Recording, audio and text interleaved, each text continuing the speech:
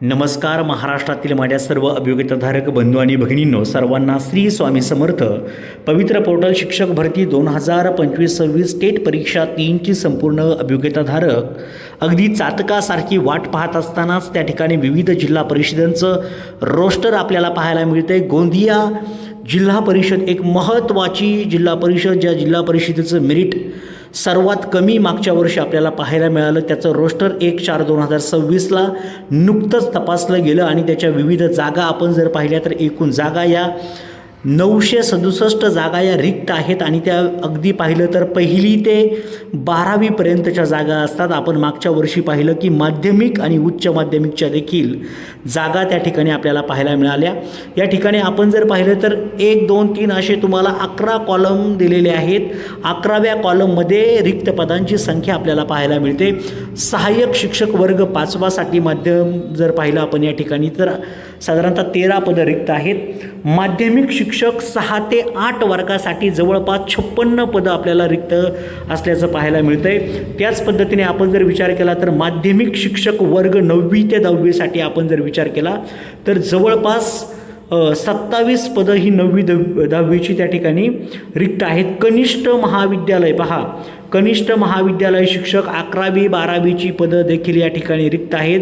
15 पदं त्या ठिकाणी 11वी 12वीची आपल्याला रिक्त असल्याचं पाहायला मिळतं आहे.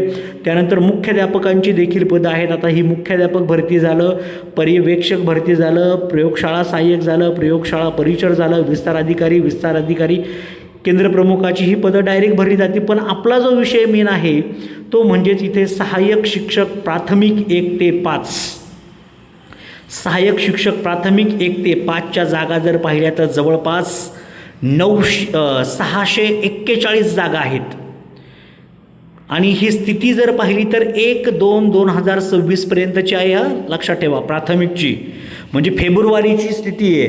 पुढच्या 2 महिन्यामध्ये मे एंडिंगचा जर विचार केला, 31 मे 2026चा विचार केला तर ह्या भरपूर जागा त्या ठिकाणी वाढतील अशी अपेक्षा आहे. आपण जर विचार केला ह्या जागा संपूर्ण जर आल्या तर 1000+ जागांची भरती 100% या पवित्र पोर्टलच्या मार्फत होईल.